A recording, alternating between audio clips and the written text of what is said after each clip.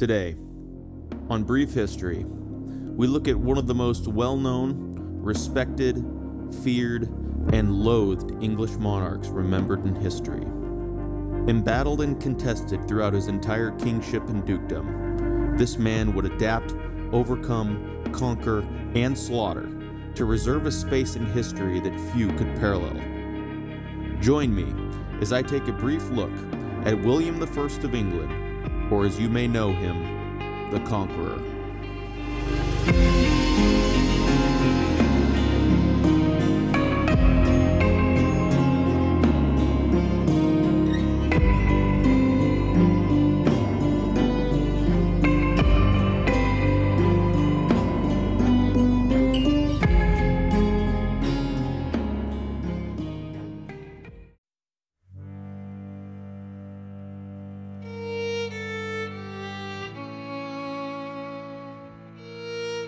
William was born sometime around 1027 at Château de Valais in Normandy, France. He was the son of Robert I, Duke of Normandy, who was known as the Magnificent. At the time of Robert's succession, tensions ran high amidst the nobles in Normandy due to assertions that Robert had killed his older brother Richard for control of the duchy. However, by 1031, Robert had gained support from a majority of nobles to garner a certain degree of peace in the area. It is said that Robert had many mistresses, one of which was a woman named Heir. She was the daughter of Fulbert of Falaise, which historians have concluded was a local tanner. Heir carried on an affair with Robert and soon gave birth to William out of wedlock. At that time, he was referred to as William the Bastard due to his illegitimate birth, a far less appealing nickname than his future title. Heir would later go on to marry Erloin de Conteville, with which she had two sons, William's half-brothers Odo and Robert. In 1034, William's father Robert decided on a pilgrimage to Jerusalem with the intent to return in time, but died in the Greek city of Nicaea, modern-day Iznik, Turkey, on his return trip to Normandy. However, before Robert departed on his journey, he had his supporters swear fealty to William as the successor to the duchy.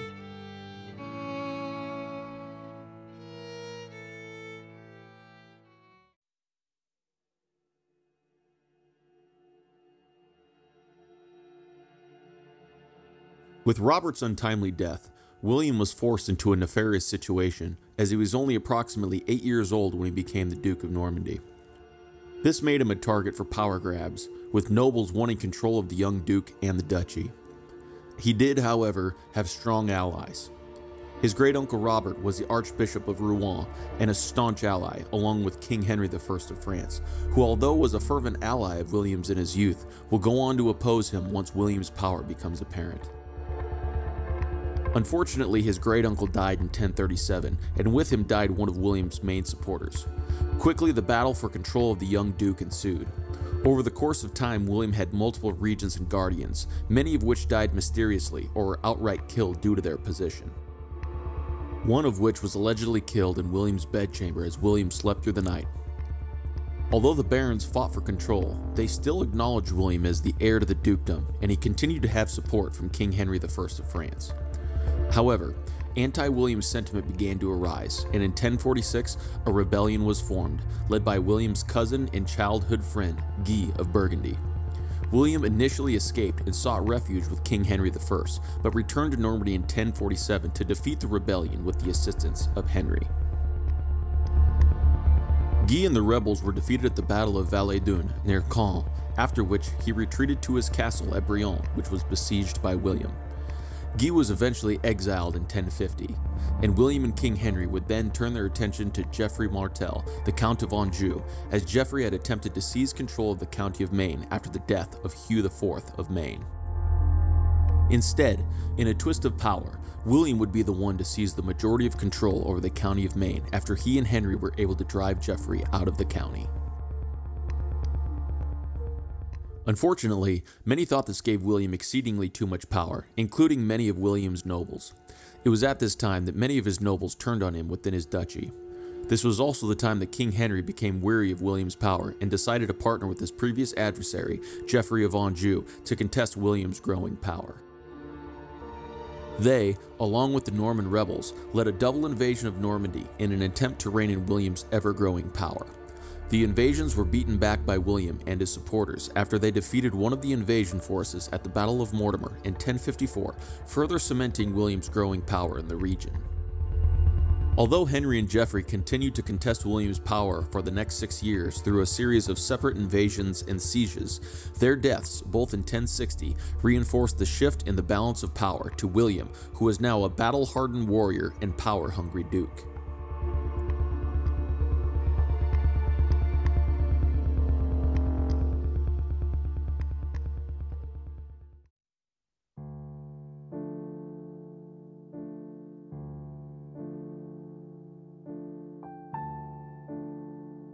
By the time William had consolidated his power in 1060, following the deaths of Geoffrey and Henry, he had been married to his wife Matilda of Flanders for approximately 10 years, as they had married in the early 1050s.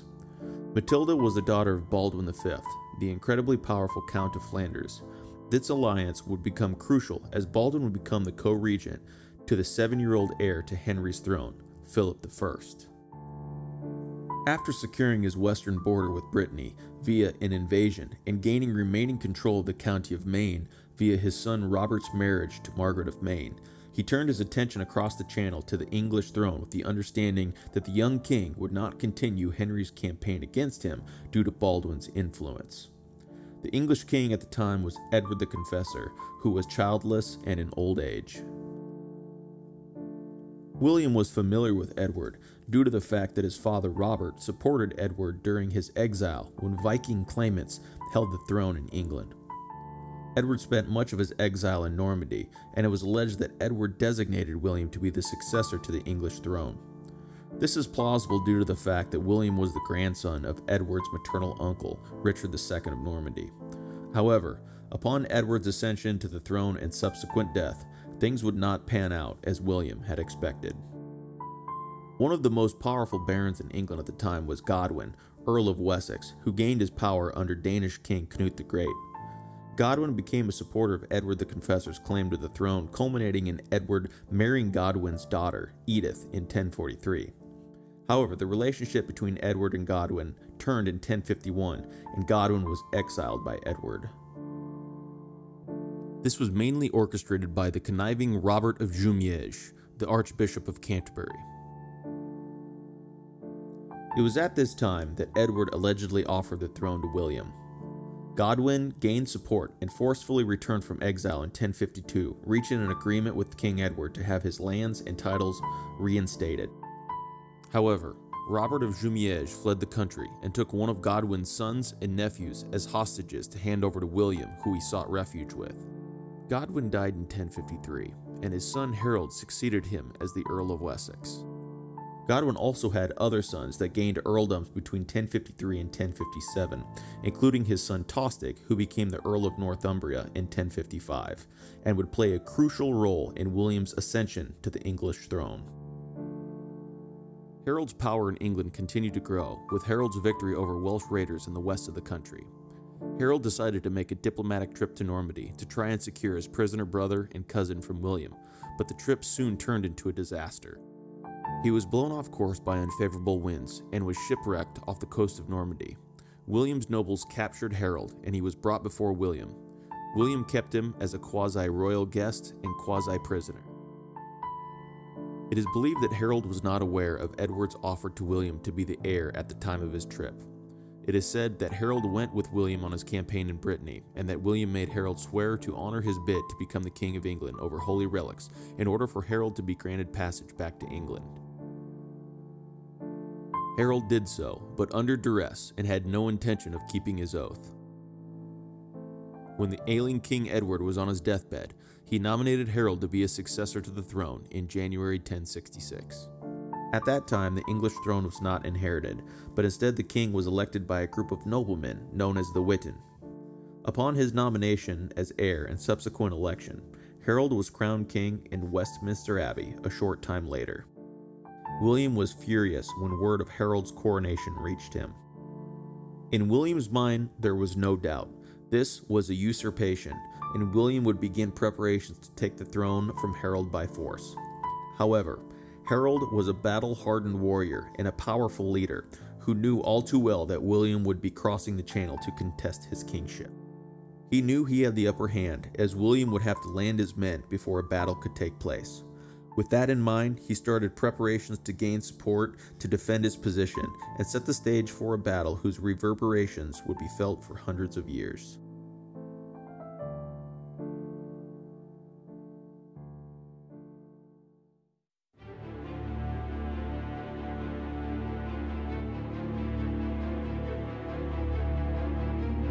In 1065, the nobles of Northumbria rebelled against Harold's brother Tostig in favor of Morcar, who was the younger brother of the Earl of Mercia, Edwin. Due to the fact that Harold was aware that he needed the support of Edwin and Morcar in his bid for the throne, he sided with the rebels, convincing King Edward to replace his brother with Morcar. Tostig escaped to Flanders with his wife Judith, who was the half-sister of Baldwin V of Flanders. However, Tostig would not go away quietly. He attempted an invasion with the assistance of Baldwin, having intentions of regaining the lands and titles taken from him. However, he was not able to muster much support and he retreated to the north of the country. Meanwhile, William was amassing his army and building his fleet at the river Dives to sail across the channel and confront Harold. He also obtained a papal banner and consent from Pope Alexander II for the invasion based on Harold's oath over the holy relics, and was said to have even carried the relics into battle. By August, William's army was ready to sail. However, unfavorable winds kept them in Normandy until September, with some of his ships being driven up the channel. He regrouped his fleet at Saint-Valery on the Somme. This delay was costly, but proved beneficial to him in the end. Tostig had contacted Harald Hardrada, King of Norway, and helped convince him to pursue his claim to the English throne. Hardrada was the heir of King Magnus I, who made a pact with Harthacnut in 1040, who held the English throne during Edward's exile. The pact stated that if either Magnus or Harthacnut died without an heir, the other would inherit the kingdom of the deceased. With Tostig by his side, he raised an army and sailed to Northumbria in September 1066. They were able to defeat Tostig's replacement, Morcar, and his brother Edwin at the Battle of Fulford near York. With this news, Harold marched his army north to meet his traitorous brother and the Viking invader. He encountered them at Stamford Bridge on September 25, 1066. Tostig and Hardrada were defeated, both being killed in battle, but Harold took heavy casualties. A couple days later, the winds would finally be in William's favor, and he, with his army, would sail to England, landing at Pevensey Bay on September 28, 1066. William moved to the east, near the town of Hastings, where he began to set up his base of operations. Harold began to march his battle-weary troops back south, and word of William's landing reached him during his return trip. By October 13th, he had reached the edge of the forest near Hastings and camped approximately 13 kilometers, 8 miles from where William's base was in Hastings. The next day, October 14th, the battle commenced at 9 a.m. Harold attempted to surprise William, but William's scouts notified him of the approaching Anglo-Saxon army. It is believed that Harold set up a defensive position between Caldbeck Hill and Talham Hill, often referred to as Senlac Hill, near the modern-day town of Battle in East Sussex. William's archers opened the battle with little effect, with William subsequently sending his spearmen forward, who were also not able to break the English line. William then sent his cavalry into action, which also failed to have the effect William desired. His left flank, which was manned by volunteers from Brittany acquired during the previous campaign against Brittany, broke and began to retreat. At this time, word began to flow through William's ranks that he had been killed, adding to the retreat. Some of the English army began to pursue the fleeing Normans, thinking a rout was at hand. It was at this time that William famously tore off his helmet and rode through his troops, showing his face and rallying them to turn and re-engage the enemy. The smaller group of pursuing English forces were engaged and quickly obliterated. It is said that William had his men feign retreat at least twice in the battle, a tactic which had been used by the Normans before. This had the desired effect of causing English warriors to pursue, only to be counterattacked and destroyed. Eventually, the battle began to sway in William's favor. Harold, having already lost 2 of his brothers, Gurth and Leofwine, in battle, was allegedly killed with an arrow to the eye, thus leaving the English forces without their leader. Without their king, many soldiers gave up and decided to flee, with pursuit being given by the Normans, thus ending the Battle of Hastings.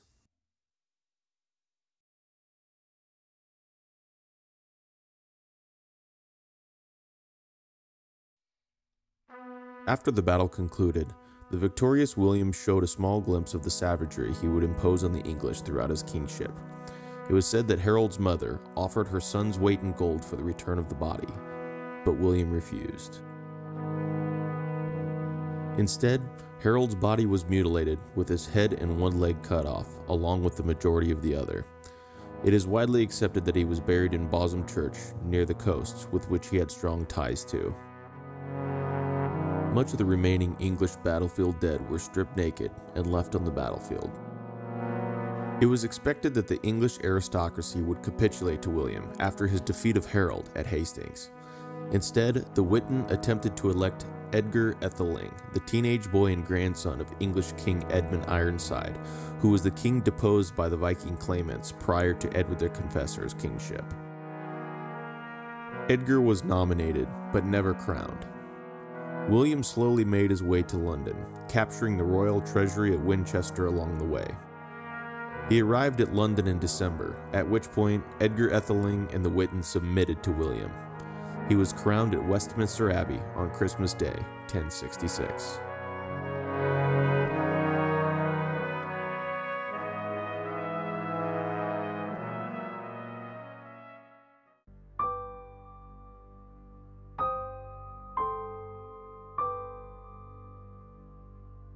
Although William had defeated Harold's army and ultimately commanded control of the nobles, he knew that a small group of non-English speaking Normans could not run the country efficiently on their own. Many English nobles retained their lands and titles. He did, however, replace a large majority of them with Norman aristocrats, which included his half-brother Odo, who was the Bishop of Bayeux, and William Fitz-Osbern, who was the son of one of William's guardians who had been killed protecting William in his childhood. In the same vein, church positions were almost exclusively Norman, and religion throughout the country was heavily Normanized. He left Odo and Fitz-Osbern in charge of the country for a short time as he returned to Normandy. Eventually, discontent began to grow, and rebellions seemed to continuously arise, which included prominent figures such as Edgar Atheling, Morcar, and Edwin. William took on a system of castle building to maintain a hold on the area, and to keep a physical reminder in the eyes of the population of who was truly in charge of the country. Many of these castles still exist in the modern day, including the White Tower, which would eventually become the Inner Hall of the Tower of London. At this time, the northern part of the country would become a problem for William. The broad term of English is not quite accurate in describing the population, as the different parts of the country were very different culturally. Much of the north was settled by and held loyalty towards Scandinavia, as opposed to the Saxons settled south. The southern Anglo-Saxon kings historically exerted little control over the Anglo-Scandinavian north during their reigns. However, William had no intention of continuing this tradition, and anger began to fester within William with regards to the north. Much of the resistance was based around Edgar Atheling, who had submitted to William before his coronation in December. Edgar's supporters killed northern earls loyal to William and replaced them with rebels. Edgar also contacted Sweyn II of Denmark for assistance. Sweyn sailed with the fleet to the north of England, and he and Edgar raided the coast and took the city of York.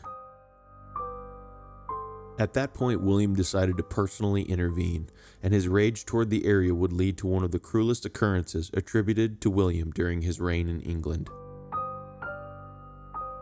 After William reached York in the winter of 1069, Edgar's army had fled, with Edgar seeking sanctuary with his sister in Scotland, who was married to King Malcolm III. The Danish army camped near their ships for the winter. William negotiated with them and paid them off to return to Denmark without a fight, which they did. He then turned his attention to the English rebels. Due to the fact that the rebels were not willing to stand and fight him in battle, he turned to a policy of destruction and scorched earth in a sequence of events known today as the Harrying of the North. Many innocent people were slain, and all crops, livestock, food reserves, and tools were destroyed. His army destroyed settlements and massacred populations. Since all food reserves were destroyed along with any other means of sustenance, famine was widespread, with some survivors turning to cannibalism. It is estimated that 75% of the population was killed, died of starvation, or left the area never to return. It was said that on William's deathbed, he expressed repentance for the suffering he had caused in the north during this time. Rebellions continued both in England and Normandy. Sweyn of Denmark returned and was defeated in 1070.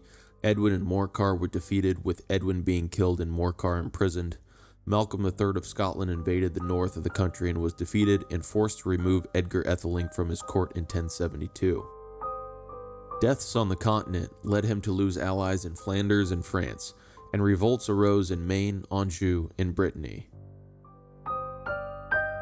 3 powerful earls in England led the revolt of the Earls, which was mostly defeated by William's allies. He also started to have issues within his family structure. His son Robert grew angry due to his lack of power bestowed upon him, and rebelled with the assistance of Philip I of France and other leaders who opposed William. William was actually defeated at Gerberoy, where he was besieging Robert. It was during this battle that he was famously unhorsed by Robert, but was not killed. Robert and William would eventually reconcile for a short time, and Robert assisted William in putting down a Scottish raid in the north in 1080. William then arrested and imprisoned his half-brother Odo due to his desire to invade southern Italy without William's consent, and his wife Matilda of Flanders, with whom he was very close to, died in 1083. Robert again rebelled with the assistance of the French king around the same time, and although he remained as king and duke, the weight of the crown was substantial.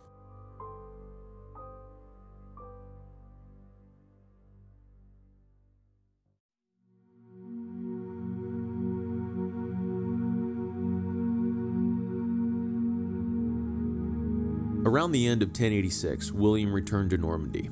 Robert was still in rebellion, and William led a campaign against him. During this time, he was said to have been injured by the pommel of his saddle and fell ill. On his deathbed, he did his best to reconcile and sort out his affairs. He gave gifts to the church and the poor. He had his brother Odo released from prison, and he designated his son Robert as the heir to the Norman duchy. His second surviving and favorite son, William Rufus, he willed to become the King of England, with his third surviving son, Henry, receiving monetary compensation. On September 9th, 1087, William died in the priory of Saint-Gervais in Rouen. It is said that all in attendance abandoned the body where it laid, and his body was stripped of all possessions. Eventually he was moved to Caen, where he had requested to be laid to rest. Neither Robert nor William Rufus attended the funeral, only his youngest son Henry attended. It is said that the ceremony was interrupted by a local citizen who claimed that William had stolen his land for the construction of the church without compensation. This was determined to be true, and the man was compensated for his lost land. Continuing with the already odd ceremony, William's bloated body did not fit into the tomb. As the bearers attempted to force the body into the tomb, it burst, releasing a foul odor throughout the church, causing those in attendance to draw back. This would, however, not end up being the final indignity for William. His grave was desecrated many times over the centuries during the French Wars of Religion and French Revolution, with all of his bones being destroyed or lost. Currently, his memorial exists in the Abbaye aux Hommes in Caen, where he was initially buried. William's life left an astounding impact on the world. Whether you view him as a foreign invader or the rightful heir to the kingship, his life sent ripples throughout time, influencing people's day-to-day lives up to current day. A perfect example of this is the English language itself. With the sudden and absolute takeover of the country by foreign French-speaking conquerors and subsequent domination of the church and nobles, the English language morphed throughout history, being strongly influenced by French after conquest. There are, incredibly, also physical relics that still exist from his time as king, including the Bayeux Tapestry, which is actually an embroidered cloth made in England, but was commissioned a couple years after William's victory at Hastings, and shows the events leading up to and including the Battle of Hastings. The Domesday Book, which was commissioned by William near the end of his life to account for all the land holdings in his possession and the assets and people they contained. And lastly, his castles, which still dot the English countryside, a concrete reminder of his power and legacy. We know that his life is not without criticism. His brutal mistreatment of the North and warlord mentality have led some to believe William to be less a king and more a genocidal, power-hungry monster. But he was a product of his situation and times, walking a dangerous line for the entirety of his life. Many a time could he have made a wrong decision that cost him his life, but with wit, military cunning, political talent, and luck, he remained at the pinnacle until his final breath. And for this, he will forever be remembered, not just as a king, but as a conqueror.